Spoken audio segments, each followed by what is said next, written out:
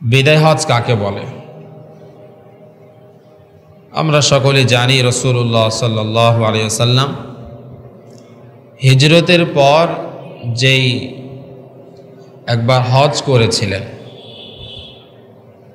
দশম হিজরিতে রাসূলুল্লাহ সাল্লাল্লাহু আলাইহি ওয়াসাল্লাম যেই হজ করেছিলেন সেই হজটিকে ইতিহাসের পাতায় এবং হাদিস শরীফেও এটিকে বলা হয় হজ্জাতুল বিদা। হজ্জাতুল বিদা, বিদায় হজ নামে অভিহিত করা হয়েছে। এই হজকে কেন বিদায় হজ বলা হয়? এই হজকে বিদায় হজ বলার কারণ হচ্ছে, যেহেতু রাসূলুল্লাহ সাল্লাল্লাহু আলাইহি সাল্লাম হিজরতের পর এবং হজ ফরজ হওয়ার পর একটিবারই মাত্র হজ আদায় করেছিলেন, করার সুযোগ পেয়েছিলেন। হজ ফরজ হওয়ার পর, হজ ফরজ হয় নবম হিজরিতে, তো নবম হিজরিতে হজ ফরজ হওয়ার পর দশম হিজরিতে আল্লাহ রসুল সাল্লাল্লাহু আলাইহি ওয়াসাল্লাম সাহাবায়ে কিরামদের বিশাল একটি কাফেলা নিয়ে হজ আদায় করেছিলেন একটিবারই। হজ ফরজের পর এটাই শুরু, এটাই শেষ, যার কারণে যেহেতু রসুল সাল্লাল্লাহু আলাইহি ওয়াসাল্লামের শেষ হজ ছিল এটি, এদিকে লক্ষ্য করে এই হজকে ইতিহাসের পাতায় এবং হাদিসের কিতাবসমূহে বিদায় হজ নামে লিপিবদ্ধ করা হয়েছে। এর আগে রাসূলুল্লাহ সাল্লাল্লাহু আলাইহি ওয়াসাল্লাম হজ করেছিলেন কিনা? কারণ নবুয়ত প্রাপ্তির পর তো রাসূল সাল্লাল্লাহু আলাইহি ওয়াসাল্লাম মক্কায় তো আরও 13 বছর অবস্থান করেছিলেন। তো ওই সময় মক্কায় অবস্থানকালে আল্লাহ রাসূল কোন হজ করেছিলেন কিনা, বিষয়টা একইভাবে বলা যায় না যে আল্লাহ রাসূল হজ করতেন কি না। কেউ বলেছেন হ্যাঁ, হিজরতের পূর্বে মক্কায় অবস্থানকালেও আল্লাহ রাসূল সাল্লাল্লাহু আলাইহি সাল্লাম হজ করেছেন। কতবার? তিরমিজির এক riwayate আছে 2 বার, কেউ বলেছেন 3 বার, কেউ বা বলেছেন প্রত্যেকটি বছরই আল্লাহ রাসূল সাল্লাল্লাহু আলাইহি সাল্লাম হজ করতেন। প্রতিটা বছর যে হজ করতেন তার একটা কারণ ছিল, এই যেহেতু তখন নবুয়ত, তিনি নবী হয়ে গিয়েছেন, নবুয়ত পেয়ে গিয়েছেন 40 বছরের পর, এবং নবুয়ত প্রাপ্তির পর যে 13 বছর মক্কায় অবস্থান করেছিলেন আল্লাহ রাসূল সাল্লাল্লাহু আলাইহি সাল্লাম, তো হজের সিজনে দুনিয়ার বিভিন্ন প্রান্ত থেকে লোক আসতো। তো আল্লাহ রাসূল সাল্লাল্লাহু আলাইহি সাল্লাম এটাকে একটা সুবর্ণ সুযোগ মনে করতেন ইসলামের দাওয়াতের জন্য, যার কারণে আল্লাহ রাসূল সাল্লাল্লাহু আলাইহি সাল্লাম সেখানে হজে যেতেন আর লোকদের সঙ্গে সাক্ষাৎ করতেন, ইসলামের দাওয়াত দিতেন। এই রিওয়ায়াতের ভিত্তিতে বলা হয় যে আল্লাহ রাসূল সাল্লাল্লাহু আলাইহি সাল্লাম নবুয়ত প্রাপ্তির পর হিজরতের আগে তখনও তিনি হজ করতেন, কিন্তু হজ তখন ফরজ ছিল না। হজ ফরজ হয়, আল্লাহ তাআলা পক্ষ থেকে হজের বিধান আসে নবম হিজরিতে, হিজরতের 9 বছর পর। রাসূল সাল্লাল্লাহু আলাইহি সাল্লাম নবম হিজরিতে হজ ফরজ হওয়ার পর ওই বছর আর তিনি যাননি। ওই বছর নবম হিজরিতে আল্লাহ রাসূল সাল্লাল্লাহু আলাইহি সাল্লাম আবু বকর রাদিয়াল্লাহু তাআলা আনহুকে একটি কাফেলা করে, একটি কাফেলার আমির বানিয়ে তাকে মক্কায় পাঠিয়েছিলেন এবং মক্কাকে মুশরিক মুক্ত করার ঘোষণা দিয়েছিলেন। তখন আবু বকর রাদিয়াল্লাহু তাআলা আনহু সেখানে গিয়ে নবম হিজরিতে তিনি মক্কাকে মুশরিক মুক্ত করেন, শিরক মুক্ত করেন। আর দশম হিজরিতে আল্লাহ রাসূল সাল্লাল্লাহু আলাইহি সাল্লাম হজ করবেন এই মর্মে মদিনায় ব্যাপকভাবে ঘোষণা দেওয়া হলো যে এই বছর নবীজি নিজে হজ করতে যাবেন। হজ করতে যাবেন যখন, এই কথা যখন প্রচার হয়ে গেল মদিনায়, তো এত সাহাবায়ে কেরাম হজের জন্য প্রস্তুত হয়ে গেলেন যে হজে নবীজি নিজে যাচ্ছেন, এর চেয়ে আর সুবর্ণ সুযোগ আর কী বা হতে পারে। এই সুবর্ণ সুযোগ পেয়ে হাজার হাজার সাহাবায়ে কেরাম রাসূলুল্লাহ সাল্লাল্লাহু আলাইহি সাল্লামের সঙ্গে হজ করার জন্য রওনা হলেন। কতজন ছিলেন? লক্ষাধিক সাহাবায়ে কেরাম রাসূল সাল্লাল্লাহু আলাইহি সাল্লামের এই কাফেলার সঙ্গে যুক্ত হয়েছিলেন। সুবহানাল্লাহ, লক্ষাধিক সাহাবী। যদি 10,000 লোক এক জায়গায় হয়, আমাদের দৃষ্টিতে মনে হয় কত লোক। একটা বিশাল মাঠে কিন্তু খুব বেশি লোক ধরে না। রাজশাহীর একটা বড় মাঠে কয় হাজার লোক ধরবে, কিন্তু এতগুলো একটা বড় মাঠে যদি লোকে লোকারণ্য হয় তখন মনে হয় কত যেন লোক। সেখানে রাসূলের জামানায় হেঁটে হেঁটে যাবেন, হেঁটে বলতে কারো উট কারো ঘোড়া, কেউ বা হেঁটেই যাচ্ছেন, লক্ষাধিক সাহাবায়ে কেরাম। চিন্তা করা যায় এত এত সাহাবায়ে কেরাম ওই কাফেলায় যুক্ত হয়েছিলেন, কারণ সকলেই এটাকে একটা সুবর্ণ সুযোগ মনে করেছিলেন যে হজ নবীজি নিজে পালন করছেন সে হজ আমরা নিজেই অংশগ্রহণ করতে চাই। সুবর্ণ সুযোগ পেয়ে ওনারাও অংশগ্রহণ করেছিলেন। তো এই জন্য যেহেতু নবুয়ত প্রাপ্তির পর এই হিজরতের পর রাসূল সাল্লাল্লাহু আলাইহি সাল্লাম জীবনে একটিবার মাত্রই হজ আদায় করেছিলেন, সেই হিসাবে এই হজকে বলা হচ্ছে বিদায় হজ। বিদায় হজ বলার এই হজের পরে রাসূল সাল্লাল্লাহু আলাইহি সাল্লাম আর হজ করার সুযোগ পাননি। মূলত নবীজি সাল্লাল্লাহু আলাইহি ওয়াসাল্লাম তিনার ইন্তেকালের আরও বেশ কয়েক বছর আগে থেকেই ইঙ্গিত পেয়েছিলেন যে উনি আর বেশি দিন দুনিয়াতে থাকবেন না। এটা বিভিন্নভাবে রাসূল সাল্লাল্লাহু আলাইহি ওয়াসাল্লামকে ইঙ্গিত করা হয়েছিল যে আপনার অবস্থানকাল শেষ হতে যাচ্ছে, আপনার হায়াত ফুরিয়ে যাচ্ছে, আপনি খুব তাড়াতাড়ি আল্লাহর ডাকে সাড়া দিবেন। এগুলো রাসূল সাল্লাম কয়েক বছর আগে থেকেই, মৃত্যুর কয়েক বছর আগে থেকেই ইঙ্গিত পেয়েছিলেন এবং সাহাবায়ে কিরামদেরকে, নিজ ফ্যামিলিকে বিভিন্নভাবে তিনি এটি ইঙ্গিত করে বুঝিয়েছিলেন যে তিনি আর বেশি দিন থাকবেন না। সর্বপ্রথম রাসূল সাল্লাল্লাহু আলাইহি ওয়াসাল্লামকে মৃত্যুর যে ইঙ্গিত দেওয়া হয়েছিল সেটি হলো সূরা নাসর অবতীর্ণ করার মাধ্যমে। আল্লাহ রাব্বুল আলামিন সূরা নাসর অবতীর্ণ করলেন, ইয়া ইযা জাআ নাসরুল্লাহি ওয়াল ফাত ওয়া রাআইতান নাসা ইয়াদখুলুনা ফি দীনিল্লাহি আফওয়াজা ফাসাব্বিহ বিহামদি রাব্বিকা ওয়াস্তাগফির ইন্নাহু কানা তাওয়াবা। এই সূরা নাসর যখন নাজিল হয়, এই সূরাতে বলা হচ্ছে ইযা জাআ নাসরুল্লাহি ওয়াল ফাত, যখন বিজয় এবং আল্লাহর সাহায্য যখন আসবে, ওয়া রাআইতান নাস ইয়াদখুলুনা ফি দীনিল্লাহি আফওয়াজা, আপনি দেখবেন লোকজন দলে দলে ইসলামে প্রবেশ করছে। ফাসাব্বিহ বিহামদি রাব্বিকা ওয়াস্তাগফির, আপনি ইস্তিগফার করেন, নিশ্চয়ই আল্লাহ তাআলা তওবা কবুলকারী। এই মর্মে যখন এই সূরা নাজিল হয়, এই সূরা নাজিলের পরেই তাফসীর ইবনে কাসিরে আছে ফাতেমা জাহরা রাদিয়াল্লাহু তাআলা আনহাকে আল্লাহ নবীজি ডাকলেন, ডেকে উনাকে বলতেছেন আমাকে এই সূরার মধ্যে মৃত্যুর সংবাদ দেওয়া হয়েছে। তো এই কথা শুনে কলিজার টুকরা ফাতেমা রাদিয়াল্লাহু তাআলা আনহা ক্রন্দন করা শুরু করেন। একটু পরই তাকে ডেকে আবার কি যেন বললেন, উনি তখন হেসে উঠলেন। ওনাকে পরবর্তীতে জিজ্ঞাসা করা হলে উনি বলেছিলেন, প্রথমবার যখন আমি কেঁদেছিলাম তখন মূলত নবীজি সাল্লাল্লাহু আলাইহি ওয়াসাল্লাম আমাকে তার মৃত্যুর কথা বলেছিলেন, এজন্য কেঁদেছিলাম। আর দ্বিতীয়বার আমি হেসেছিলাম এজন্য, কারণ সাথে সাথে নবীজি এই কথাও বলেছিলেন আমার পরিবারের মধ্যে সর্বপ্রথম তুমি আমার সঙ্গে সাক্ষাৎ করবে, তোমারই প্রথম মৃত্যু হবে, এজন্য আমি একটু হেসেছিলাম। তো এই সূরা নাসর অবতীর্ণ করার মাধ্যমে আল্লাহ রাসূল সাল্লাল্লাহু আলাইহি সাল্লামকে মৃত্যুর ইঙ্গিত দেওয়া হয়েছিল। ওমর ফারুক রাদিয়াল্লাহু তাআলা আনহু যখন আমিরুল মুমিনিন, বুখারী শরীফের হাদিসে আছে, তিনি সাহাবায়ে কিরামদের একটা মজমা করলেন। মজমায় তিনি এই আলোচনা উঠালেন যে এই সূরার মধ্যে তোমরা কি বুঝতে পারছো, সূরা নাসরের মধ্যে তোমরা কি বুঝতে পারছো। সাহাবায়ে কিরাম যারা ছিলেন অন্যান্যরা বললেন, এই সূরার মধ্যে তো বলা হচ্ছে বিজয় লাভ হবে, আল্লাহর সাহায্য আসবে, দলে দলে লোকজন ইসলাম ধর্ম গ্রহণ করবে, এই সুসংবাদ দেওয়া হয়েছে, ইসলামের বিজয় সুসংবাদ দেওয়া হয়েছে। বলছে এছাড়া আর কিছু বুঝতে পারছো না। ইবনে আব্বাস রাদিয়াল্লাহু তাআলা আনহুমা ওখানে ছিলেন, তাকে বললেন তুমি কি বুঝতে পারছো, এই আল্লাহ তাআলা এই সূরাতে কি বলতে যাচ্ছেন। ইবনে আব্বাস রাদিয়াল্লাহু তাআলা আনহুমা বলেন, আমি এই সূরার মাধ্যমে যা বুঝতেছি সেটি হলো আল্লাহ রাসূল সাল্লাল্লাহু আলাইহি সাল্লামের হায়াত শেষ হতে যাচ্ছে। এই ইঙ্গিত, এই কথা আল্লাহ তাআলা এই সূরার মধ্যে বলেছে।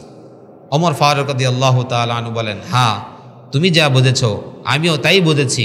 অর্থাৎ এই সূরা নাজিলের মাধ্যমে আল্লাহ তাআলা নবীজি সাল্লাল্লাহু আলাইহি ওয়াসাল্লামের মৃত্যুর ইঙ্গিত দিয়েছেন, যেটা নবীজি নিজেও বুঝেছিলেন।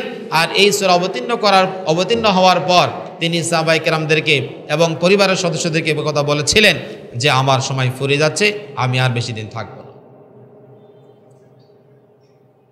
সিরাতে মুস্তাফার মধ্যে আরও কয়েকটি ইঙ্গিতের কথা লেখা হয়েছে। ফাতেমা রাদিয়াল্লাহু তাআলা আনহাকে নবীজি সাল্লাল্লাহু আলাইহি ওয়াসাল্লাম একদিন বলতেছেন, ফাতেমা, জিবরাইল আলাইহিস সালাম প্রত্যেক রমজানে আমার সঙ্গে একবার করে কোরআন শরীফ দাওর করে। নবীজি সাল্লাল্লাহু আলাইহি ওয়াসাল্লামের জীবদ্দশায় একটা নিয়ম ছিল, যখন রমজান মাস আসতো জিবরাইল আলাইহিস সালাম আল্লাহ রাসূলের কাছে আসতেন। নবীজি সাল্লাল্লাহু আলাইহি ওয়াসাল্লাম জিবরাইল আলাইহিস সালামকে কোরআন শোনাতেন, আর নবীজি সাল্লাল্লাহু আলাইহি ওয়াসাল্লাম জিবরাইলকে, আর জিবরাইল আলাইহিস সালাম নবীজি সাল্লাল্লাহু আলাইহি ওয়াসাল্লামকে কোরআন শরীফ একে অন্যকে শোনাতেন। এটাকে বলা হয় দাওর। অর্থাৎ আমি আপনাকে শোনালাম, আপনি আমাকে শোনালেন। তো এইটা প্রত্যেক রমজানে আল্লাহ রসুল সাল্লাল্লাহু আলাইহি ওয়াসাল্লাম এবং জিবরাইল আলাইহিস সালাম প্রত্যেক রমজানে এই আমলটি করতেন, একে অন্যকে কোরআন শরীফ পূর্ণ এক খতম কোরআন শরীফ রমজান মাসে একে অন্যকে শোনাতেন। কিন্তু নবীজি বলেন, এই বছর যেই মুহূর্তে কথাটি নবীজি বলতেছেন, তখন বলতেছেন জিবরাইল আলাইহিস সালাম আমার সঙ্গে প্রত্যেক বছর প্রত্যেক রমজানে একবার করে কোরআন শরীফ দাওয়ার করে, কিন্তু এই বছর জিবরাইল আমার সঙ্গে দুইবার দাওয়ার করেছে। এগুলো ইঙ্গিত। উনি আরেকটা ইঙ্গিত বোঝাচ্ছিলেন যে সাহাবায়ে কেরামদেরকে আরেকটা ইঙ্গিত বুঝিয়েছিলেন যে উনি আর বেশি দিন থাকবেন না। প্রত্যেক রমজানে রাসূল সাল্লাল্লাহু আলাইহি ওয়াসাল্লাম 10 দিন করে ইতিকাফ করতেন, আখেরি 10 দিন ইতিকাফ করতেন। কিন্তু যেই বছর নবীজি ইন্তেকাল করবেন ওই বছর নবীজি সাল্লাল্লাহু আলাইহি ওয়াসাল্লাম 20 দিন ইতিকাফ করেন। এগুলো ইঙ্গিতে বুঝিয়েছেন। অর্থাৎ ওই যে সূরা নাসরে যে বলা হয়েছিল, ফাসাব্বিহ বিহামদি রাব্বিকা ওয়াস্তাগফির, আপনার সময় শেষ হয়ে যাচ্ছে, বেশি বেশি ইস্তেগফার করেন, আল্লাহর কাছে দোয়া করেন, জিকিরে লিপ্ত থাকেন। ওই আয়াত নাজিলের পরে সাহাবায়ে কেরাম রাদিয়াল্লাহু তাআলা আনহুম বলেন যে এই সূরা নাজিলের পরে আল্লাহ রাসূল এমনিতেই তো আখিরাতের প্রতি নিমগ্ন, কিন্তু এই সূরা নাজিলের পরে তিনি আরও ব্যস্ত হয়ে পড়েন আখিরাতের কাজে। সর্বক্ষণ মুখে জিকির থাকে, নামাজ তেলাওয়াত ইত্যাদি সব সময় আখিরাতের কাজে লিপ্ত। কারণ এই আয়াতে এই সূরায় আল্লাহ তাআলা নবীজি সাল্লাল্লাহু আলাইহি সাল্লামকে বেশি বেশি আমল করার জন্য আরও তাকিদ দিয়েছিলেন।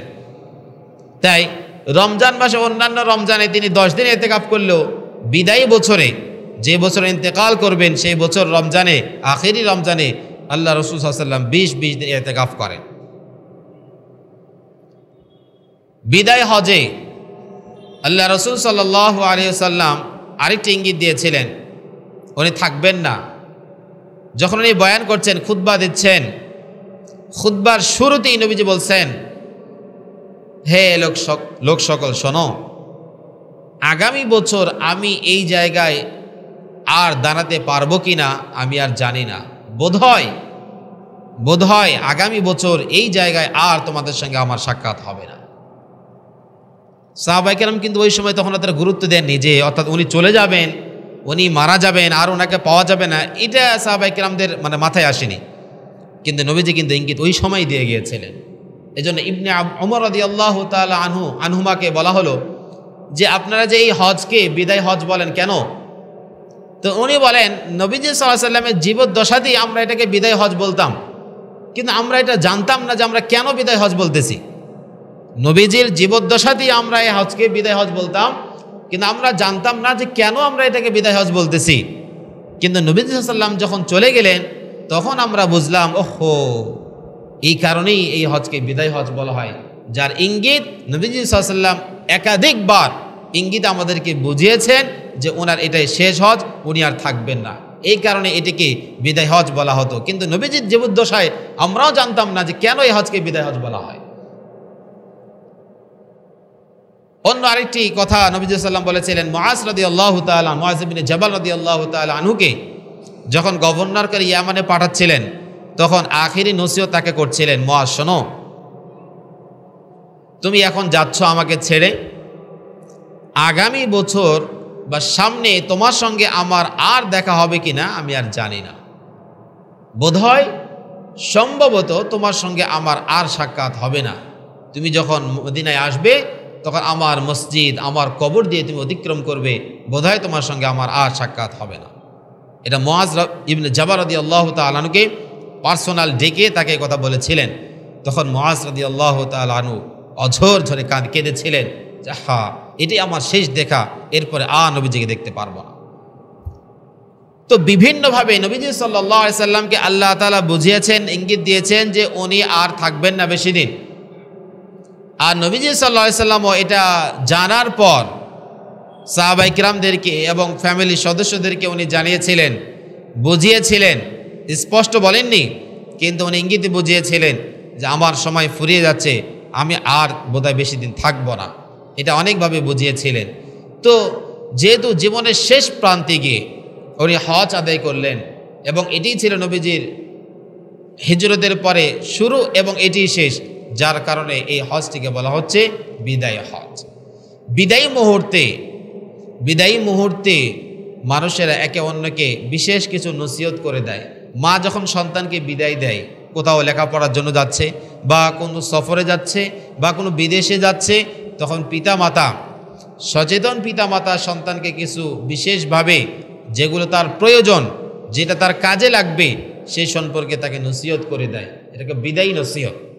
এগুলো খুব বেছে যেগুলো তার জন্য খুবই ইম্পর্টেন্ট, সেই ইম্পর্টেন্ট বিষয়গুলো তাকে খুঁজে ওই বিষয়গুলো তাকে স্মরণ করিয়ে দেয় যে বাবা এগুলো খেয়াল রাখিও, শরীরে এই যত্ন নিও, নামাজ কালাম ঠিক মতন পড়িও, কারোর সঙ্গে মারামারি করবা না ইত্যাদি।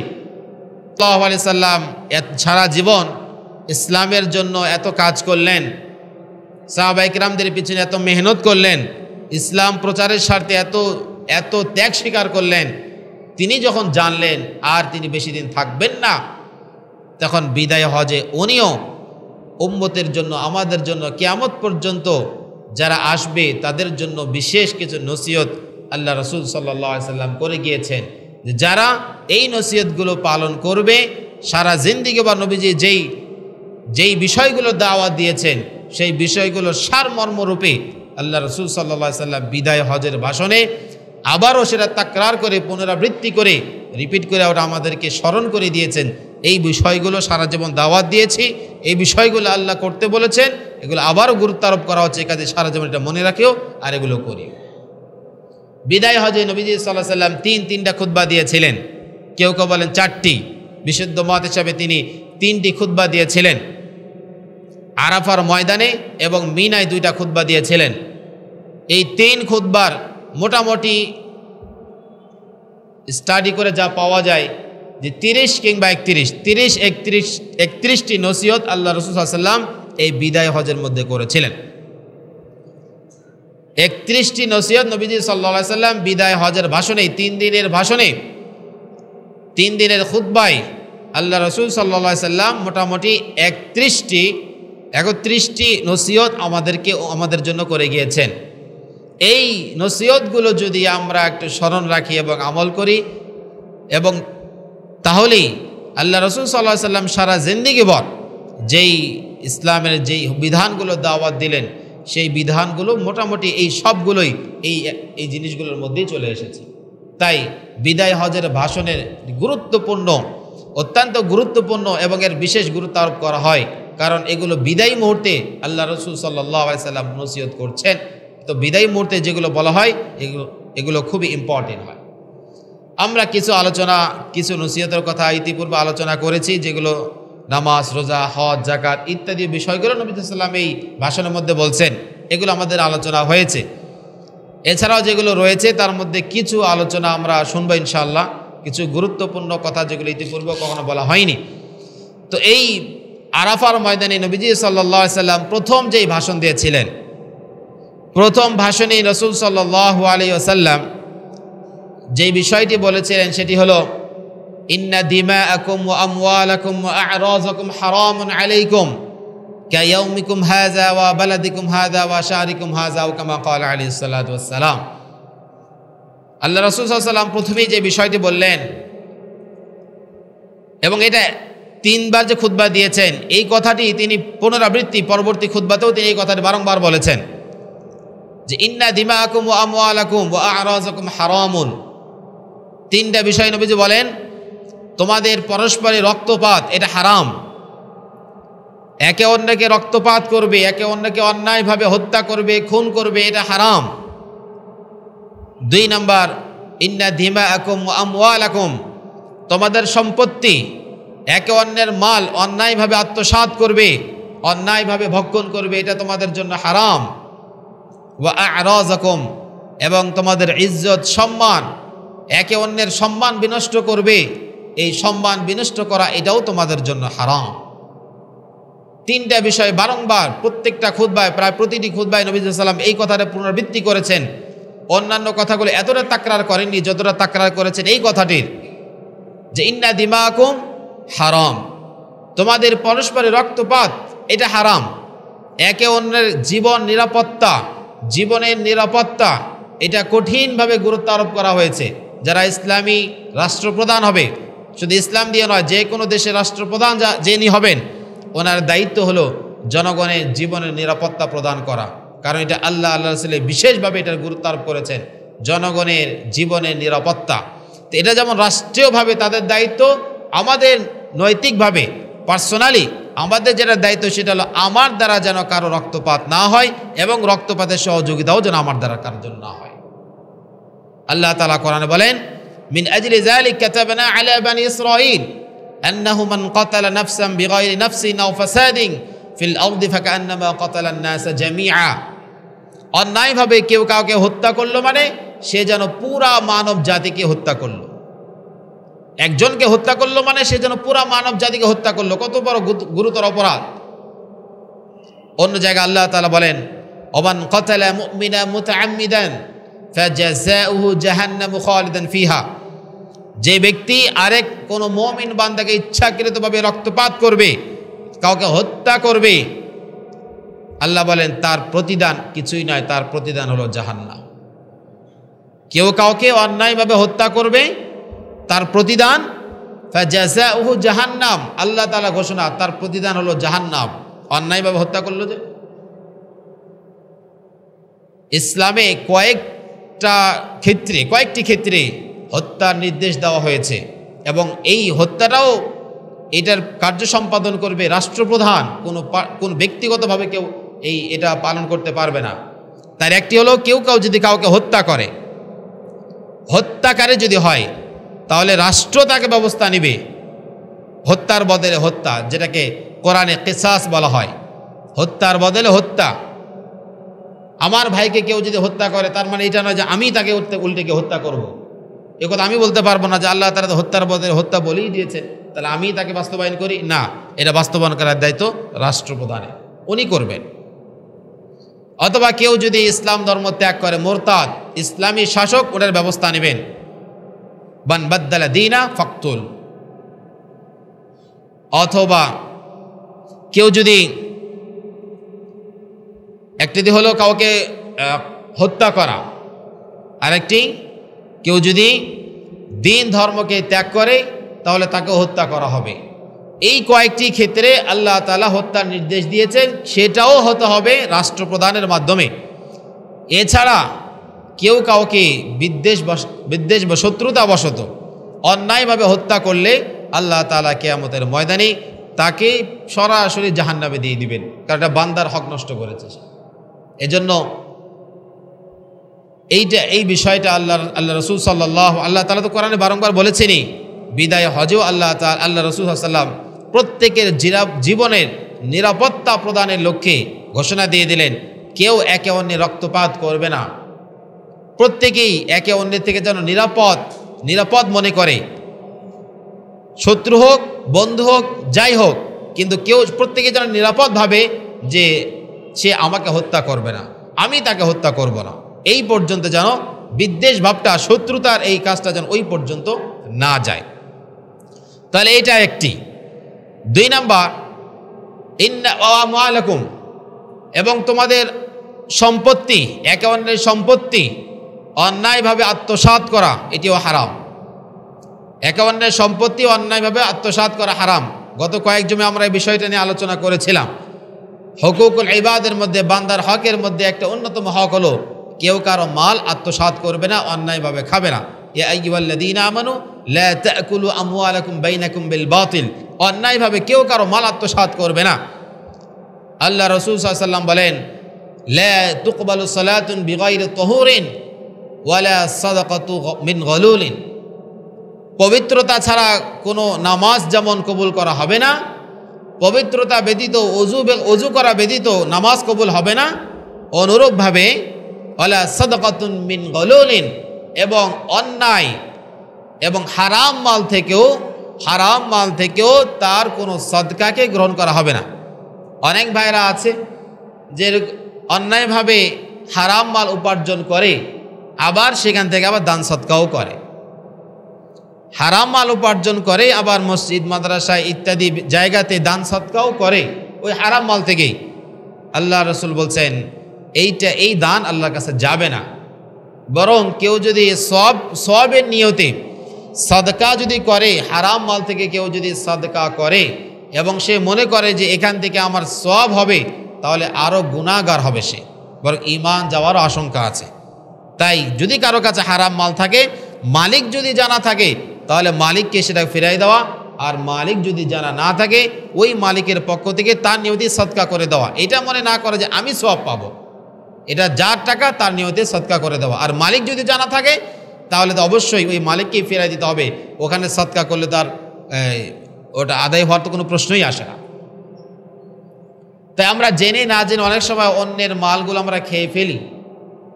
অনেক সময় মোবাইলে টাকা চলে আসে, ফ্ল্যাক্সি চলে আসে, বা বিকাশ বিভিন্ন পার্সোনাল অ্যাকাউন্টে টাকা চলে আসলো, আমারও দাঁড়িতা হলো যার টাকা তাকে ফিরাই দিই। আমি তো জানি এটা আমার না, কোত্থেকে চলে আসলো, তাহলে অবশ্যই বুঝতে হবে এখানে মিস্টেক হয়ে গেছে, ভুল করে আমার অ্যাকাউন্টে টাকা চলে আসলো, আমার ফ্ল্যাক্সি অ্যাকাউন্টে টাকা চলে আসলো, তাহলে টাকাগুলো ফিরাই দেওয়ার ব্যবস্থা করি। রাস্তায় কোনো টাকা করে পেলাম বা কোনো ঘড়ি করে পেলাম, তো বাস আত্মসাৎ করে ফেলবো না, হারাম হবে, এটা হারাম হবে। লা ইয়াহিল্লু মালু ইমরিন মুসলিমিন ইল্লা বিতাইবি নাফসিন মিন, একজন মুসলমান আরেকজন মুসলমানের মাল তার সন্তুষ্টি ছাড়া এটা ব্যবহার করা তার জন্য হালাল হবে না।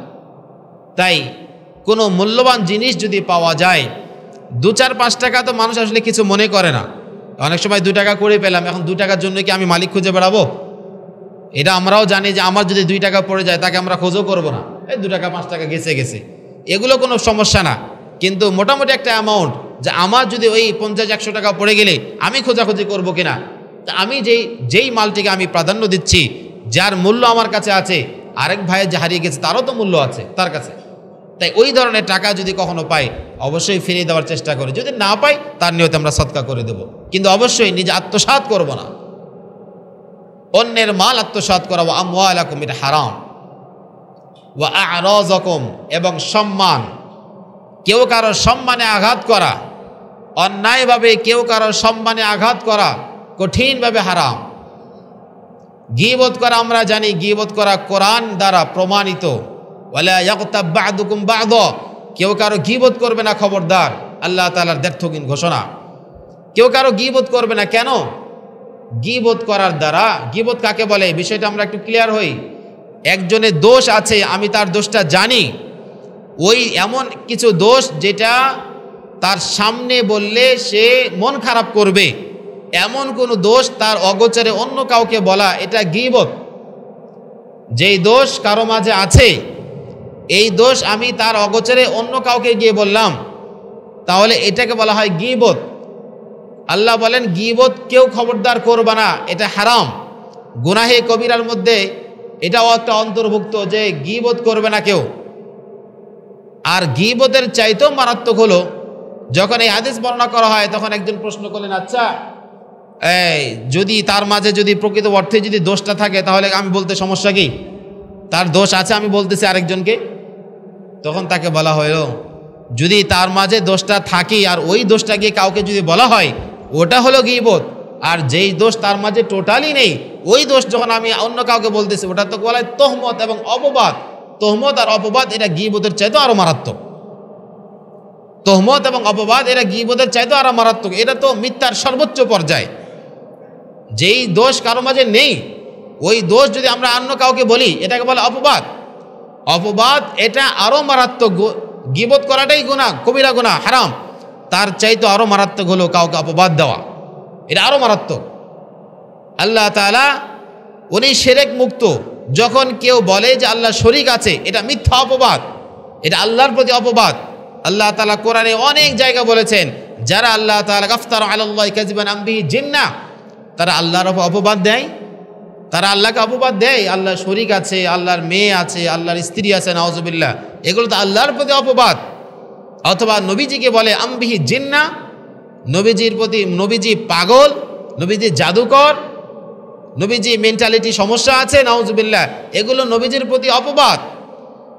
তো যারা আল্লাহ আল্লাহ রাসূলকে অপবাদ দিবে, এটা মিথ্যা সর্বোচ্চ পর্যায়ে, এটা গীবতের চাইতে আরো মারাত্মক কবিরা গুনাহ। অপবাদ এটা গীবতের চাইতে আরো মারাত্মক গুনাহ। কোনো মহিলাকে, একটা সতী নারীকে কেউ যদি অপবাদ দেয়, একটা সতী নারী, তাকে কেউ অপবাদ দিল যে মেয়েটা অমুকের সঙ্গে জেনা করেছে, এইটা আল্লাহ তাআলা কোরআনে বলছেন, কেউ যদি কাউকে অপবাদ দেয় আর 4 জন সাক্ষীর মাধ্যমে যদি এটাকে প্রমাণ করতে না পারে, তাহলে জনসম্মুখে তাকে বেত্রাঘাত করা হবে। ইসলামী রাষ্ট্র যদি থাকে, কেউ কাউকে অপবাদ দিল, এটা যদি সে প্রমাণ করতে না পারে, তাহলে জনসম্মুখে তাকে বেত্রাঘাত করা হবে। এতটা মারাত্মক। গীবত করলে তাকে ওই শাস্তির কথা বলা হয়নি যে তাকে বেত্রাঘাত করা হবে, কিন্তু অপবাদের শাস্তি বলা হয়েছে। কি কাউকে অপবাদ দিলে জনসম্মুখে তাকে বেত্রাঘাত করা হবে। কারণ তোহমত এবং অপবাদ এটা গীবতের চাইতে আরো মারাত্মক।